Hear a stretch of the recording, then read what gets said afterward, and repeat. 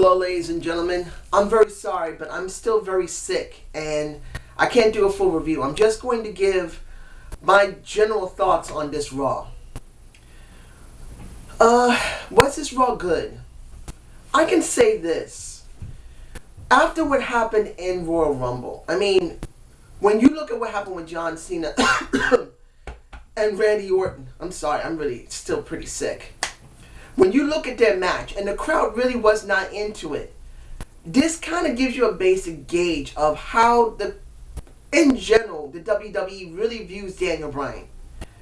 With Daniel Bryan, no matter if you think he's a hack or he's not, or if he's the most greatest thing since sliced bread or not, he's very over.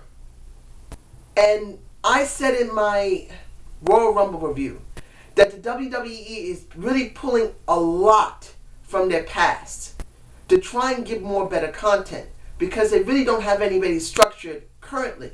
Not very well. John Cena has been around for quite a long time and he has not raised, I'm sorry, I'm a little real tired, really hasn't raised anyone up at all. Look at Bobby Lashley. Look at what happened with Kofi Kingston. There's another one. Look at R-Truth. R-Truth right now is as dead as he was 3 years ago. 2 years ago, he was hot as shit, and they threw that away.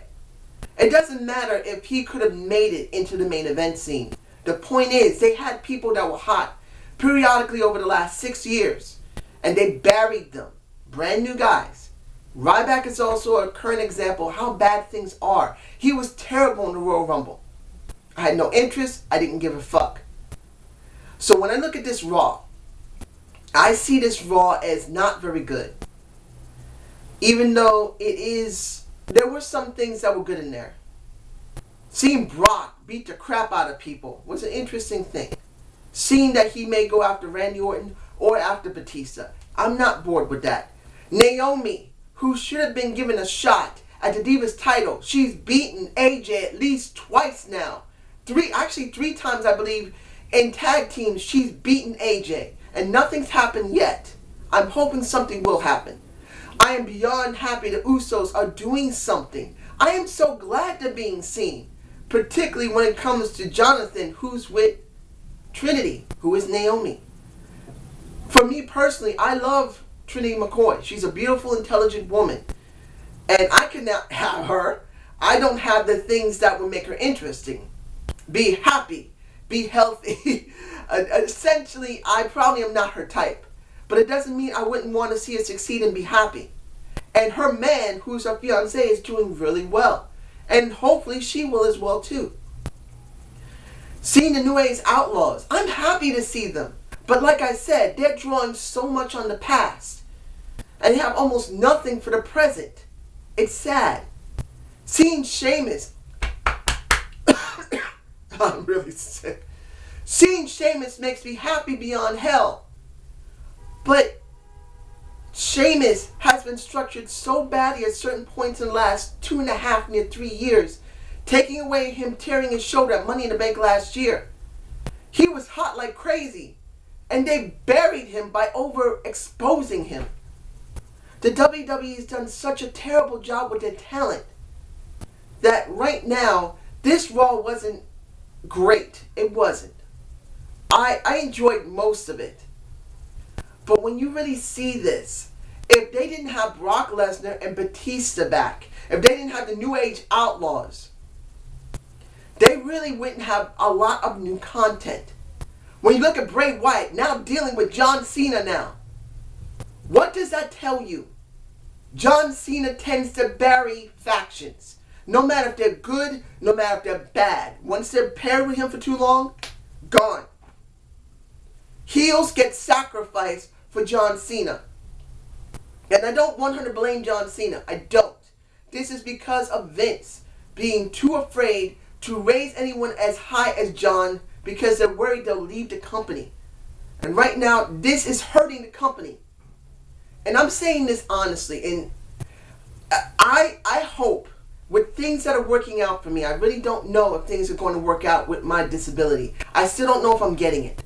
If I can get money and a constant flow of it, I would see what the WWE Network would be like on a monthly basis if it was possible for me to afford it.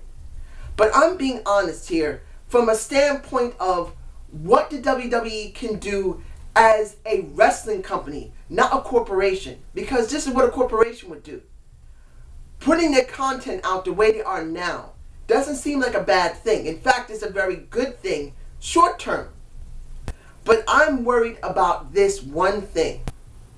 Seeing that the WWE has not structured their character development, they have not structured their contracts with their talent, they have not structured how they spend their money, ergo what happened with Vince's wife, and who they're willing to raise up, that the WWE Network could end up like the XFL, I can't remember the name of it, but when Vince tried to get into the NFL as the XFL, I'm sorry, I'm really botching really badly, I'm really not feeling well, but you get my point. He thought have a whole bunch of teams go after $1 million purse was going to give us something great. And what happened? It flopped beyond reason. When it comes to the WWE studios, it's a flop, even though they're still pouring money into it. They see just enough of a profit to be able to maintain it, but it's a waste. My worry with the WWE Network is that, yes, they got tons of content. They have such a great amount of content over the last 30 years to 40 almost that they can put out. And they're going to try and build content. Those soap opera guys will actually have a good thing to do now because you could actually transition those guys over to the network. But here's the thing. There's no guarantee that those soap opera guys will not be also doing a weekly content. Doing pay-per-view contents monthly. Doing weekly contents, which is Raw and SmackDown. Then doing the WWE Network's content. Now I'm hoping they hire more people, but in the end, the WWE has spread itself out so widely.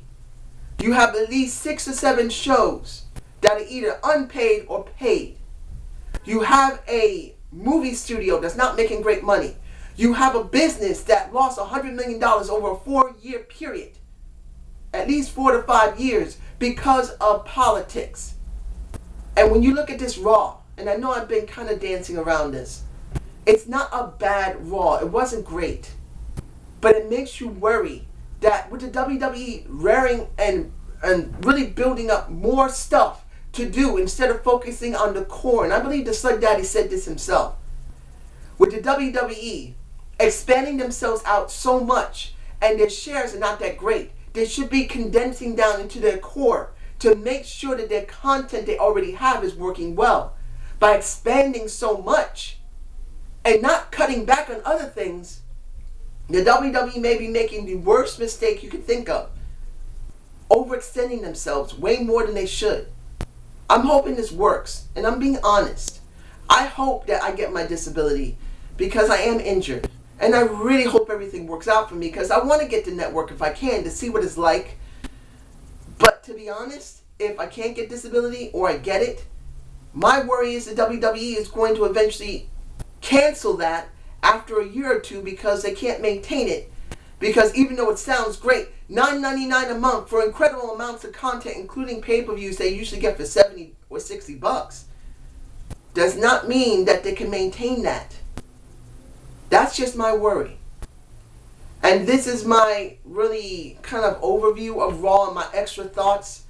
Please give me a comment, and I'm very sorry. I'm hoping I can do my Impact review. I've been really sick, so I don't know if I'm going to be able to do it. So I hope I can do it, and you guys have a good day.